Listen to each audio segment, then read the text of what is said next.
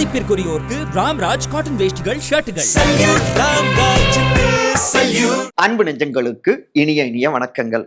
பொதுவாகவே மரியாதை நிமித்தமான சந்திப்பு அப்படின்னு சொன்னா அரசியலை பொறுத்த வரைக்கும் நிச்சயமா ஏதோ ஒன்று இருக்கு அப்படின்னு எல்லோருமே புரிஞ்சுப்பாங்க. அந்த மாதிரி இரண்டு முக்கியமான மரியாதை நிமித்தமான சந்திப்பும் அதற்கு பின்னாடி இருக்கக்கூடிய அரசியல் கணக்குகளோ அந்த பின்னணிகள் தான் இன்றைய நம்முடைய இளங்கோவன் எக்ஸ்பிளைன்ஸ்க. ஒரு பக்கம் காங்கிரஸ் கட்சியுடைய ஐவர் குழுவினர் முதலமைச்சர் மு.க.ஸ்டாலினை சந்திச்சிருக்காங்க. சில டிமாண்டுகள் முன்வைக்கப்பட்டிருக்கு, சில டீல்கள் பேசப்பட்டிருக்கு அப்படிங்கிறாங்க. அதே நேரத்தில் அறிவாலய தரப்பு இதை பெருசா விரும்பல அப்படின்னும் அங்கிருந்து தகவல்கள் வருது. இன்னொரு பக்கம் உள்துறை அமைச்சரான அமித்ஷாவை முன்னாள் முதலமைச்சர் ஓபிஎஸ் அவரு சந்திச்சிருக்காரு. அங்கேயும் ஒரு 12 அப்படிங்கிற அந்த நம்பரை சுற்றி சில பல கணக்குகள் பேசப்பட்டிருக்கு, சில டீல்லாம் போடப்பட்டிருக்கு அப்படின்னும் தகவல்கள் வருதுங்க. ஸோ இந்த டெல்லி சீக்ரெட்ஸ் இருக்கு இல்லைங்களா, இந்த பின்னணிகள் தான் இன்றைய நம்முடைய இளங்கோவன் எக்ஸ்பிளைன்ஸ். நான் உங்கள் சகோ சே இளங்கோவன். நிகழ்ச்சிக்கு போகலாம். டார்கெட் 80 காங்கிரசின் முக்கிய ஆலோசனை. காங்கிரஸ் கட்சியுடைய மேலிட பொறுப்பாளரான திரு கிரிஷ் ஷோடங்கர் அவருடைய தலைமையில தமிழ்நாடு காங்கிரஸ் கட்சியுடைய தலைவரான திரு செல்வ பெருந்தகை, அப்புறம் அகில இந்திய காங்கிரஸ் செயலாளரான திரு சூரஜ் ஹெக்டே, அப்புறம் நிவேதித் ஆழ்வா அவர்கள், அப்புறம் தமிழ்நாடு சட்டமன்றத்துடைய காங்கிரஸ் தலைவர் திரு சே ராஜேஷ்குமார் உள்ளிட்ட ஐவர் குழுவினரை ஏற்கனவே மக்களவை எதிர்க்கட்சி தலைவரான திரு ராகுல் காந்தி உருவாக்கியிருந்தாருங்க. இந்த ஐவர் குழுவினர் கூட்டணி சம்பந்தமாக பேச டிசம்பர் 3ஆம் தேதி அண்ணா அறிவாலயத்துக்கு போய் முதலமைச்சர் திரு மு.க.ஸ்டாலின் அவரை சந்திச்சிருக்காங்க. அங்கதான் 75 ஆட்சி அதிகாரத்தில் பங்கு, 2 முக்கியமான டிமாண்டுகள் முன்வைக்கப்பட்டதும் அதனால அதிர்ச்சியோ அதிர்ச்சி அறிவாலய தரப்பு அப்படின்னும் தகவல்கள் வருதுங்க. பரபரப்பை கிளப்பியிருக்கு. அங்க அறிவாலயத்துல என்ன நடந்தது அப்படின்னு பாக்குறதுக்கு முன்னாடி அப்படியே கொஞ்சம் பக்கத்துல சத்தியமூர்த்தி பவன் காங்கிரஸ் வட்டாரங்கள்ல என்ன நடந்தது அப்படிங்கிறத சுருக்கமா பார்த்துடலாங்க. இங்க சிஎம் சந்திச்சு பேசுவதற்கு முன்னாடி நம்ம என்ன டிமாண்டுகளை முன்வைக்கலாம் அப்படின்னு இங்கேயும் ஒரு ஆலோசனை கூட்டம் நடந்ததுங்க. இங்க பார்த்தோம்னா மூத்த தலைவர்களான திருநாவுக்கரசு, திரு கே.வி. தங்கபாலு, திரு கிருஷ்ணசாமி, திரு பீட்டர் அல்போன்ஸ், திரு கே.ஆர். ராமசாமி உள்ளிட்ட முக்கியமான தலைவர்களோடு சில ஆலோசனைகள் ஓடுனதுங்க. அங்க பலரும் முன்வைத்தது அதிக அளவிலான தொகுதிகளை நம்ம கேட்கணும் டிஎம்கே கிட்ட அப்படின்னு சொல்லியிருந்தாங்க. ஒரு மக்களவை தொகுதிக்கு 2 எம்எல்ஏக்களாவது நம்ம பெறணும். அப்படி பார்த்தோம்னா கிட்டத்தட்ட 80 தொகுதிகள் வருது இல்லையா. ஸோ நம்ம 80 வரை கேட்கலாம் அப்படின்னு ஒரு சாரார் சொல்லியிருந்தாங்க. இன்னொரு பக்கம் பார்த்தோம்னா நம்ம அதிக அளவுல தொகுதிகளில் போட்டியிட்டோம்னா இந்த முறை நமக்கு அதிக அளவிலான வெற்றிகள் கிடைக்கும் தமிழ்நாட்டில். ஏன்னா அதிமுக பாஜக கூட்டணி வலிமையா அவங்க இல்லை. இன்னொரு பக்கம் தாவேகாவும் அதிமுக பாஜக கூட்டணியில் இல்லை, அவங்க பாஜக இருக்கிறதால நோ அதிமுக கூட்டணின்னு முடிவெடுத்திருக்காங்க. இப்படி மும்முனை போட்டி, அப்புறம் நாம் தமிழர் அவங்க எடுத்துக்கிட்டோம்னா இப்படி ஒரு 4 முனை போட்டி இருக்கிறதால இந்த முறை மறுபடியும் இந்தியா கூட்டணி திமுக கூட்டணி வெற்றி பெற வாய்ப்புகள் அதிகம். ஸோ இதை நம்ம பயன்படுத்திட்டு அதிக அளவுல தொகுதிகளை கேட்டு பெறலாம், நிறைய எம்எல்ஏக்கள் சட்டமன்றத்துக்கு போவாங்க அப்படின்னு பேசப்பட்டது. இதனால என்ன நன்மை அப்படின்னா அதிக எம்எல்ஏக்கள் கிடைக்கிறப்ப அது இன்னொரு பக்கம் மாநிலங்களவை எம்பிக்கள் எண்ணிக்கையும் அதிகரிக்கும். கிட்டத்தட்ட ஒரு 2க்கும் மேற்பட்ட ராஜ்யசபா எம்பிக்கள் இங்க இருந்து கிடைக்கலாம். இது மட்டும் இல்லாம அகில இந்திய அளவுல திமுகவுக்கும் காங்கிரஸுடைய ஒரு தேசிய கட்சியுடைய உதவி தேவை. ஏன்னா தேசிய கட்சியான பாஜக டிஎம்கேவியை டார்கெட் பண்ணிட்டு இருக்காங்க. அப்ப ஒரு ஆல் இண்டியா லெவல்ல டிஎம்கேவுக்கு சாதகமாக சில விஷயங்கள் பல மாநிலங்களில் நடக்கணும் அப்படின்னாலும் ஒரு மாரல் சப்போர்ட்டும் தேசிய அளவிலான ஒரு பார்ட்டி மாநில கட்சிக்கும் அவசியம் ஏற்படுது. திமுகவுக்கு காங்கிரஸும் சப்போர்ட்டிவா இருக்கும். இது மட்டும் இல்லாம முதலமைச்சரும் நம்முடைய மக்களவை எதிர்க்கட்சி தலைவர் திரு ராகுல் காந்தி 2 பேருக்கும் ஒரு நல்ல நட்பும் இருக்கு. இதை நம்ம பயன்படுத்திக்கிட்டு அதிக தொகுதிகளை நம்ம கேட்கலாம் அப்படின்னு சில விஷயங்கள் பேசப்பட்டது. ஆனா ஒரு சிலரோ ஏங்க நம்ம கேட்கறது எவ்வளவு வேணாலும் கேட்கலாம், ஆனா அங்க கொடுக்கணுமே, ஏற்கனவே நிறைய கட்சிகள் கூட்டணியில இருக்காங்க, அதெல்லாம் காரணம் காட்டி நமக்கு குறைந்த தொகுதியில ஒதுக்கிட்டா என்ன பண்றது, அதனால போன தடவை ஒரு 25 தொகுதிகளுக்கு குறையாம இந்த முறையை நம்ம பெற்று விடணும், போன தடவையை விட அதிக அளவுல தொகுதிகள் கிடைச்சாலே நமக்கு ஒரு பிளஸ் தான், இதை நம்ம டிமாண்ட் பண்ணா ஓகே அப்படின்னு சில கருத்துக்கள் முன்வைக்கப்பட்டது. ஆனா பலர் அதை மறுத்திருக்காங்க. ஏங்க நம்ம எப்படி தேஞ்சிட்டு வந்துட்டு இருக்கோம், 60க்கும் மேற்பட்ட தொகுதிகளை முன்ன ஒதுக்கி இருந்தாங்க. அதுக்கப்புறம் 40 அப்படிங்கிற அந்த எண்ணிக்கையில குறைஞ்சது. அப்புறம் பார்த்தோம்னா 20, 25ன்னு இந்த எண்ணிக்கையில சுருங்கி இருக்கும். இதுக்கு மேலேயும் தொகுதிகள் குறைஞ்சதுன்னா அது நம்முடைய எதிர்காலத்துக்கு நல்லது இல்ல. தமிழ்நாட்டுல ஆட்சி அதிகாரத்தை இழந்து 1967க்கு பிறகு இங்க காங்கிரஸ் நேரடியா ஆட்சி பொறுப்புக்கு வர முடியாம போயிடுச்சு. திமுக, திராவிட கட்சிகள் தான் இங்க ஆட்சி புரிஞ்சுக்கிட்டு இருக்காங்க. இந்த முறை நம்ம அதிக தொகுதிகளை பெறணும், சூழ்நிலை அப்படி அமைஞ்சிருக்கு சாதகமா. அதன் மூலமா ஆட்சி அதிகாரத்திலும் பங்கு கேட்கணும். ஏன்னா அந்த சைட்ல அதிமுக சைட்லயுமே அதிகாரத்தில் பங்குன்னு பிஜேபி டிமாண்ட் பண்ணிட்டு இருக்கு. நம்முடைய எதிரி தேசிய கட்சி பிஜேபி. ஸோ அவங்கள போலவே நம்மளும் இங்க மாநில கட்சியான திமுக கிட்ட பேசி பார்ப்போம், பின்னாடி அது ஒரு செட்டில்மெண்ட்டுக்கு வரும் அப்படின்னு சில கருத்துக்கள் முன்வைக்கப்பட்டதுங்க. அதன் தொடர்ச்சியாகத்தான் அண்ணா அறிவாலயத்துக்கும் ஐவர் குழுவினர் பயணிச்சிருக்காங்க. ஷாக் கொடுத்த காங்கிரஸ், கூல் ஸ்டாலின், 3 டிமாண்டுகள், அறிவாலய சஸ்பென்ஸ். அண்ணா அறிவாலயத்துல முதலமைச்சர் திரு மு.க. ஸ்டாலின் அவரை காங்கிரஸ் கட்சியுடைய திரு கிரிஷ் சோடங்கர் மேலிட பொறுப்பாளர் அவருடைய தலைமையிலான ஐவர் குழுவினர் சந்திச்சு பேசினாங்க இல்லையா. வழக்கமான அந்த நலம் விசாரிப்பு இதெல்லாம் பரஸ்பரம் ஒருத்தருக்கு ஒருத்தர் கேட்டுக்கிட்டு அதுக்கப்புறம் அந்த சீரியஸான அரசியல் ஆலோசனை அதுக்கு திரும்பினாங்க. காங்கிரஸை பொறுத்த வரைக்கும் எங்களுக்கு அதிக அளவிலான தொகுதிகள் வேண்டும். 2வது அதுதான் ஷாக் ஏற்படுத்தி இருக்கு, ஆட்சி அதிகாரத்தில் பங்கு அப்படின்னு.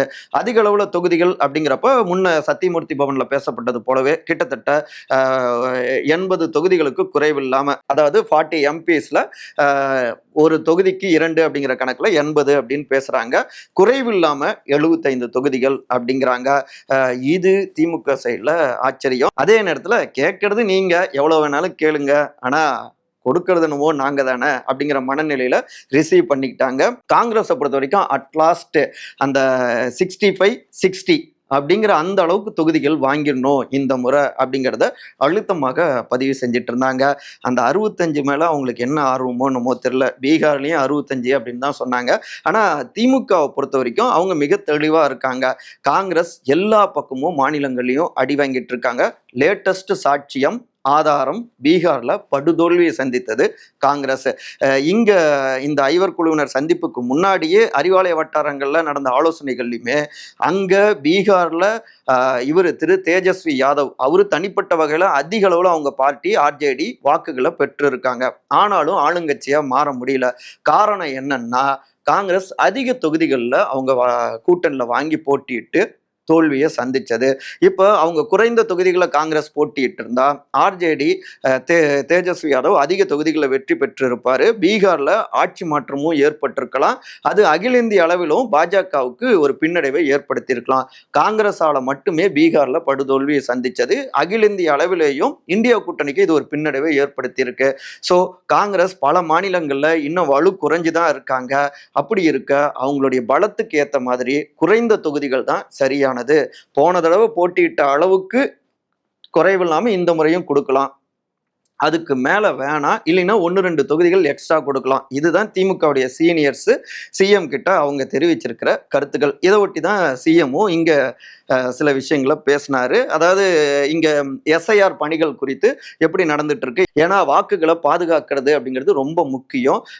டைரக்டா டார்கெட் பண்ணி வராங்க டெல்லி, அதனால இந்த முறை கவனம் அப்படின்னு அந்த விஷயங்களை அதிக அளவுல பதிவு செஞ்சிருக்காரு. காங்கிரஸ் சைட்ல இருந்தும் வாக்கு திருட்டு இதுக்கு எதிராக அகில இந்திய அளவிலும் ஒரு பெரிய விழிப்புணர்வு ஏற்படுத்தினது எங்களுடைய தலைவர் திரு ராகுல் காந்தி.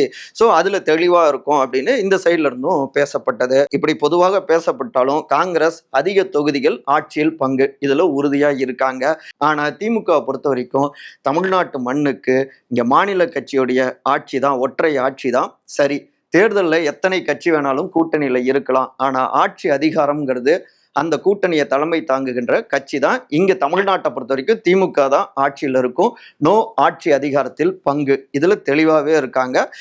இந்த மீட்ல என்ன நடந்திருக்கு அப்படின்னா கூட்டணி சம்பந்தமாக, தொகுதி பங்கீடு சம்பந்தமாக பின்னாடி ஒரு டீம் போட்டு நம்ம பேசிக்கலாம் அப்படின்னு சுருக்கமா முடிச்சுக்கிட்டாங்க. இதுல பார்த்தோம்னா திமுக சைட்ல சில அப்செட் காட்சிகளும் இருக்கு. என்னன்னா காங்கிரஸ் தேர்தல் நெருங்குறப்பெல்லாம் இங்க சில விஷயங்களை அப்படியே போட்டு பார்க்கலாமே, பல்ஸ் பார்க்கலாமே அப்படின்னு நினைப்பாங்க. கிடைச்ச வரைக்கும் லாபம் அப்படின்னு நினைப்பாங்க இங்க இருக்கக்கூடிய சில லீடர்ஸ். அதுக்கேற்ற மாதிரி தான் இங்க டிவிகே ரூட் எடுக்கிற மாதிரி சில போக்கு காமிச்சிட்டு இருந்தாங்க. ஆனா டிஎம்கே சைட்ல பக்காவா தெளிவா இருந்தாங்க. காங்கிரஸ் ஒருவேளை வேற ரூட் எடுத்தா நாம ஏனைய கூட்டணி கட்சிகளுக்கு அதிக தொகுதிகளை கொடுத்துட்டு போயிடலாமே அப்படின்னு அவங்க ஒரு முடிவு எடுத்தாங்க. அதுக்கப்புறம் தான் பீகார் தோல்விக்கும் பிறகு டிவிகே சைட்ல இருந்தும் பெருசா காங்கிரஸ எதிர்பார்க்கல. அவங்களும் கொஞ்சம் அப்படியே பின்னாடி பார்த்துக்கலாங்கிற மாதிரி மனநிலையை மாற்றவும் ஏற்கனவே இருக்கிற கூட்டணியை காப்பாத்தினா போதும் அப்படின்னு காங்கிரஸ் இந்த இடத்துக்கு வந்திருக்காங்க. அதனால தொகுதி பங்கீடு உள்ளிட்ட எல்லாவற்றையும் பின்னாடி பார்த்துக்கலாம் அப்படிங்கிறது தான் அறிவாலயத்துடைய மனநிலையா இருக்கு. அதே நேரத்துல இது கிரீஷ் சோடங்கர் அவரு மேலிட பொறுப்பாளர், ராகுல் அவருக்கு ரொம்பவே நெருக்கமானவர். ராகுலுடைய வாய்ஸாகத்தான் அவர் வெளிப்படுத்தியிருக்காரு அப்படின்னு நினைக்கிறாங்க அறிவாலய தரப்பு.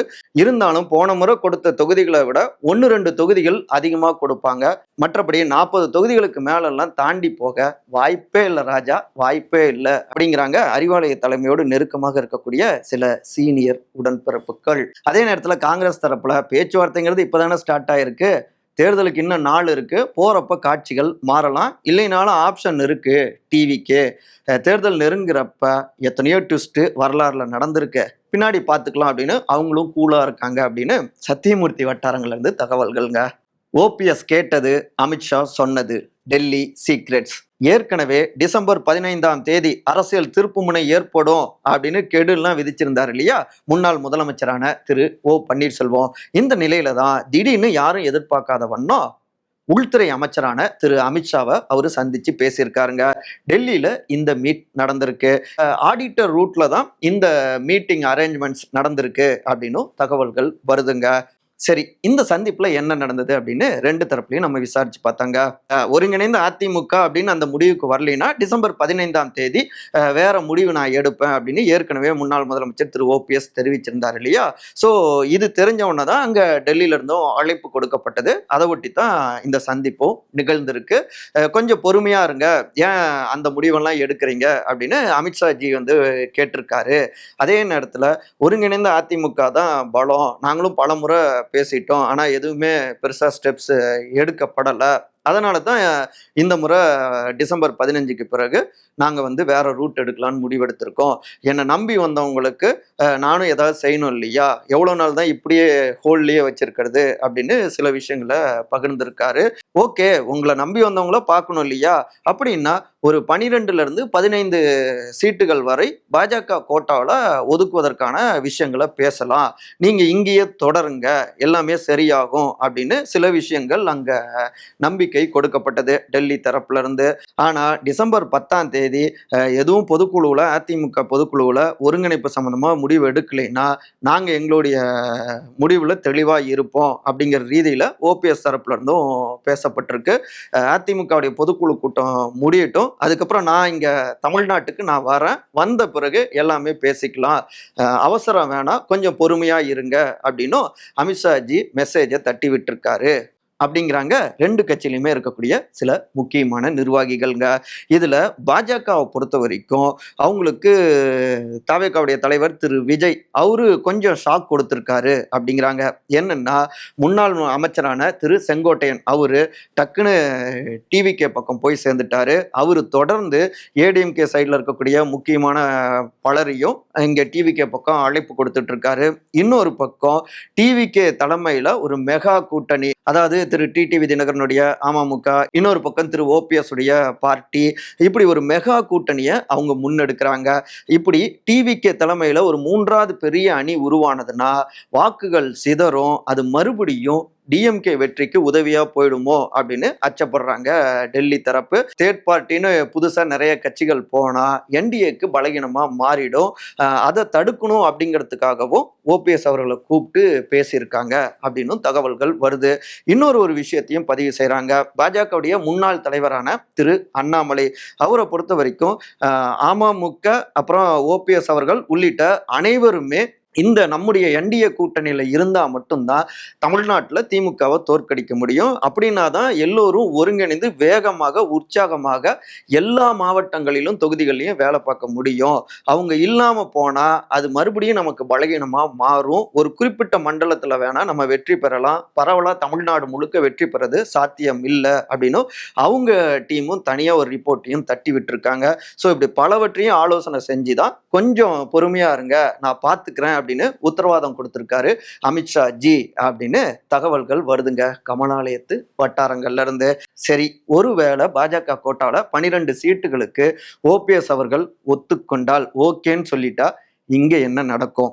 இந்த வட்டாரங்களை நம்ம பேசணும்.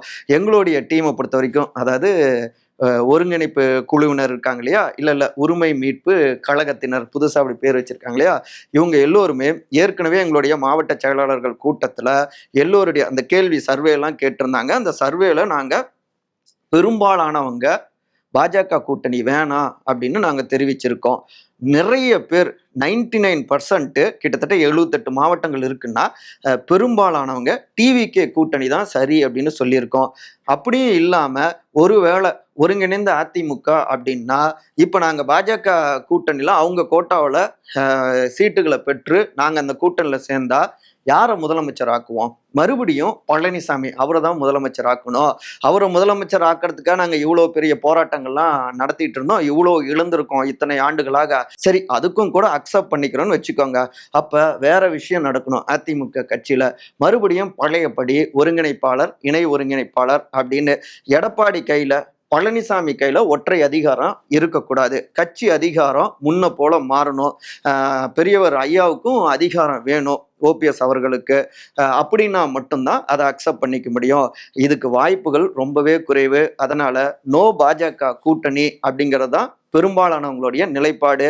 அதையும் மீறி பெரியவரை பொறுத்த வரைக்கும் கொஞ்சம் பாஜகவோட சாஃப்ட் கார்னரோட தான் இருக்காரு. அப்படி 15ஆம் தேதிக்கு பிறகு அப்படி ஒரு முடிவு எடுக்கிறாரு, தனிக்கட்சி தொடங்கி பாஜக கோட்டாவில் என்டிஏ கூட்டணியில் இணையறாங்க அப்படின்னா மீண்டும் இந்த ஒருங்கிணைப்பு குழு கழகம் இருக்கு இல்லையா, அது மறுபடியும் உடைய வாய்ப்புகள் அதிகம் அப்படிங்கிறாங்க அந்த வட்டாரத்தினர். ஸோ டெல்லியை சுற்றி பல்வேறு சீக்ரெட் சமாச்சாரங்கள், பல்வேறு பரபரப்புகள், அரசியல் பரபரப்புகள் பற்றி எரிஞ்சுக்கிட்டு இருக்கு. இன்னும் போக போக அதிக அனல் வீசினாலும் ஆச்சரியப்படுவதற்குள்ள. பார்ப்போம் என்ன நடக்குதுன்னு. மற்றபடி இதே போன்ற அரசியல் சார்ந்த காணொலிகளுக்கான விகடன் டிவியை சப்ஸ்கிரைப் பண்ணுங்க. மறக்காம உங்களுடைய சிறந்த கருத்துக்களை கருத்துரை பகுதியில் பதிவு செய்யுங்க. அனைவரும் அன்பால் ஒருங்கிணைந்திருப்போம். நன்றி, வணக்கம். மதிப்பிற்குரியோருக்கு ராம்ராஜ் காட்டன் வேஷ்டிகள், ஷர்ட்டுகள்.